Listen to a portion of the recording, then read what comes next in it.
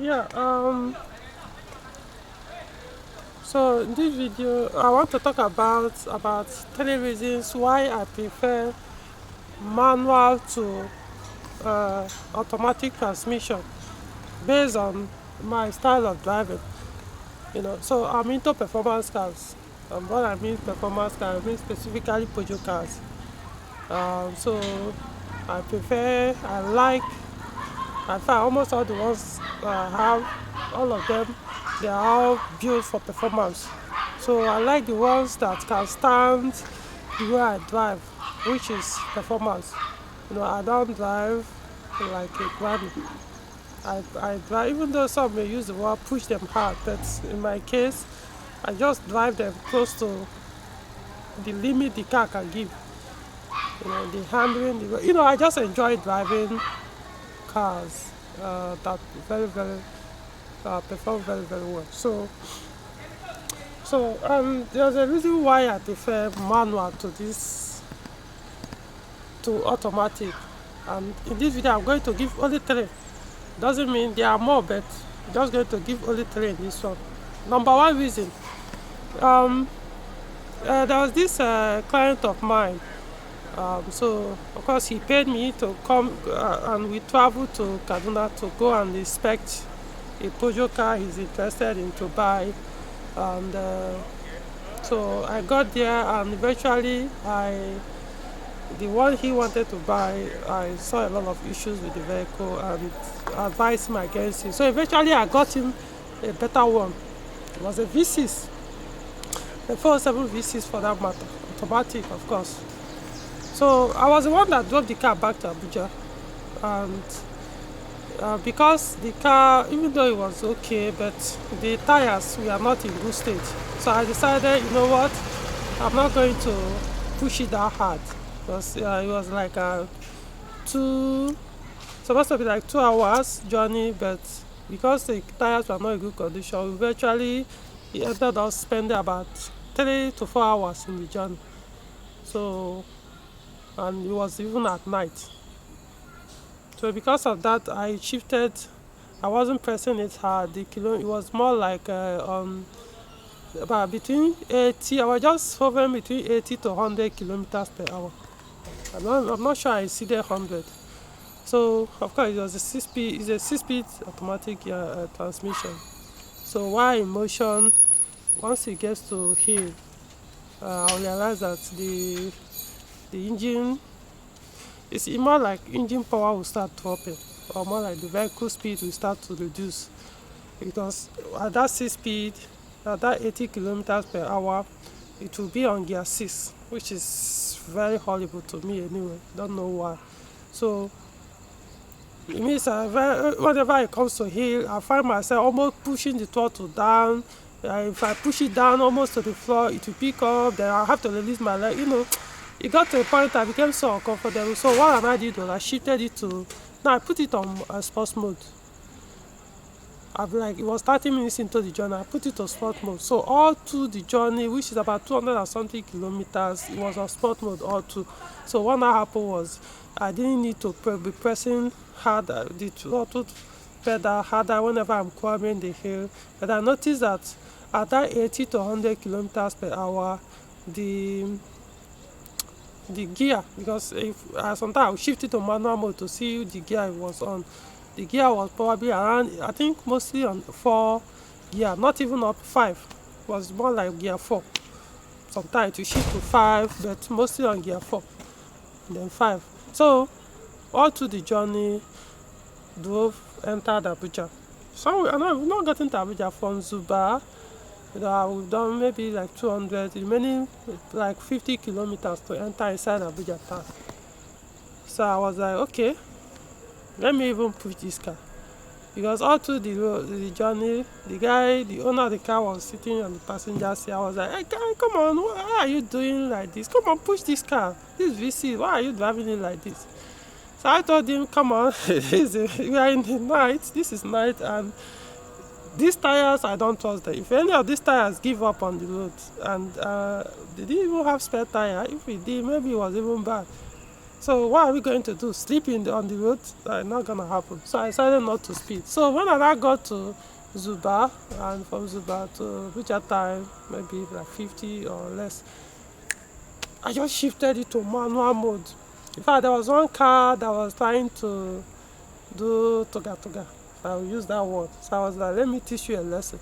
I shifted it to manual mode. The power of the V6 now came to action. I started driving the car the way I normally drive my manual cars. By the time we got to Kubwa, we got to where we were supposed to stop and then negotiate, turn back to enter another. The gearbox refused to move. As in, it was more like stationary, and then all of a sudden I now pressed the throttle, for me to take off. No movement. To cut the story short, the gearbox failed just because I pushed it hard about 50 kilometers. In fact, in other words, just because I drove it the way I normally drive, my V6 manual stick has the gearbox packed up. Yes, automatic AMCs. Started mixed off. Then it started behaving that way for months until eventually the owner changed the gearbox. Now the second reason is there was this 406 V6 coupe. Did some work on the car, so the owner was like, okay, let's go for the drive to confirm that everything has worked. It was automatic, like I said, 406 V6 coupe. Took it for a drive on the expressway. So I was like, okay, let me drive it hard. This is HP20, 4HP20, so it's a rugged gearbox. Let me push it the way I push my manual. Oof, put it on sport mode. Here we go. Drove how many kilometers? Maybe around that 50 kilometers, and notice that once you put it on that sport mode, the RPM, in fact, hardly gets, you will just be hovering between 4,000 to 7,000, 4,000, more like 4,000 to 6,500. Because of the way I drive, it refused to come below that. By the time we got to where we set out from, the engine started overheating. Guys, I'm not joking. The engine started overheating. Yet, the vehicle movements were almost the same that I used to do in my manual, and none of them ever overheated just because I drove them that way. But because it was an automatic transmission and I pushed it the way I pushed, the RPM refused to come down. Unlike in fact, at that 6,000, it was showing. I don't think I've ever done that on any of my manual transmission vehicles. I don't think I've ever had to ever push the car at whatever speed to get to 7,000 RPM. But because it's automatic, the only way for it to respond the way I drive, the RPM has to go that far, almost to the rest zone, for it to behave the way the manual one behave for me. The engine started overheating. Seriously, we have to stop the car, allow it to cool down, leave the engine running. Eventually, the temperature gauge came down back to 90. And the guy was okay, let him drive it himself. He took out the car. I also sat in the passenger seat to know if truly the car has not developed problem. Drove it even almost the same distance like I did. Came back, no overheating. This was like 6 months ago or maybe, I don't know. I think it was earlier this year or something like that. How many months now? Till today, no overheating. It doesn't overheat. The car has no. So to tell you why I chose manual. Now the third one was I traveled with my Peugeot 607 V6, which has a 6-speed automatic gearbox, and I did about 1,000, over 1,000 kilometer trip. So somewhere I think I've done about 500 or 400 in the trip, kilometers in the trip, and I was like, hey, let me catch some fun. This normal drive mode doesn't really work for me. I switched it to is it sport mode or manual mode? I think it was even manual mode. Honestly speaking, I can't remember the exact one. Either it was a sports mode or manual mode. So I started using the car the way I do with my manual. shift it hard, push it, shift. I did it for like 30 minutes. I just maintained that particular performance mode, which I really, which could be the sports mode or the manual mode. Like I said, I forgot it. All of a sudden, no, I think what happened was as I was doing that, so I got to a point I said, okay, maybe it's time for me to go back to the normal drive mode. Press the drive mode. Wow, the gearbox started misbehaving. When you are when they are accelerating, the gear from gear 6 is supposed to start shifting down 5, 6, 5, 4, 3, until it gets to the vehicle speed, and it depends on the vehicle speed to know which gear that will match that speed. You got there, all of a sudden, it's already getting dark, guys, but let me complete this video. So, all of a sudden, it started doing that boom. When you want to shift that, or you press it, or you stop, reduce the speed, and when I want to continue by pressing a little further, we just get that joke, boom. Guy, that was the only time all the trips I've ever done in my life so far. That was the first time I was scared. I was scared because I've never had anything that could stop me on the road that could fail, that I wouldn't know how to fix to get going.